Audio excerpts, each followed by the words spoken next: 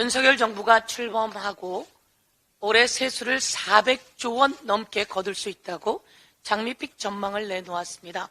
그런데 세수는 감소되고 있습니다. 벌써 16조 원 감소되었습니다. 기재부 장관에게 물었습니다. 전망 그렇게 하더니 감소되는 것 어떻게 책임질 것이냐라고 물었는데 기재부 장관이 대책을 내놓지 못하고 있습니다. 그리고 답도 제대로 못하고 있습니다. 윤석열 정권 그리고 기재부 장관, 윤석열 정부 제대로 대책도 없고 전망도 없는 정부입니다. 유류세 인하를 단계적으로 폐지해서 세수를 보존하려고 했던 그들의 음모는 중단되었습니다. 야당에서 유류세 인하를 단계적으로 검토해서는 안 된다 강력히 얘기했고 그들은 그것을 철회할 상황인 것 같습니다. 다행히 야당이 이에 대해서 지적하고 있어 대한민국 국민에게 가는 피해를 줄일 수 있습니다. 그런데 여러 가지 세제를 개편해서 또 서민 증세를 만들어서 세제 부족분을 채우려고 합니다. 그리고 물가를 인상해 가면서 세제 부족분을 채우려고 합니다. 이에 대해서도 물었습니다.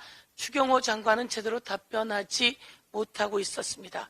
추경호 장관이 이렇게 국민 경제 관련해서 역행하고 있다면 이에 대해서는 책임을 묻지 않을 수가 없습니다.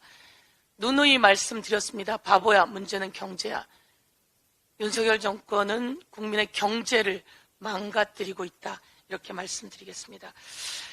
전세 피해자들이 3명에 걸쳐서 청년들이 세상을 떠났습니다. 진즉부터 대책을 세운다고 했던 윤석열 정권은 전혀 대책을 세우지 못하고 있습니다. 피해자의 한 분이 울부짖었습니다. 수도세, 전기세 지원한다는 얘기를 합니다. 이게 저희들과 무슨 상관이죠? 라고 이야기를 합니다. 전세 사기 피해자가 목숨을 잃는 이 상황에서 그 목숨을 던진 그분은 적극적으로 전세 피해 사기자들을 위한 활동에 나서다가 이제는 더 이상 못 버티겠다며 떠났다고 합니다. 이와 관련해서 더불어민주당이 여러 가지 법안을 내놓았습니다.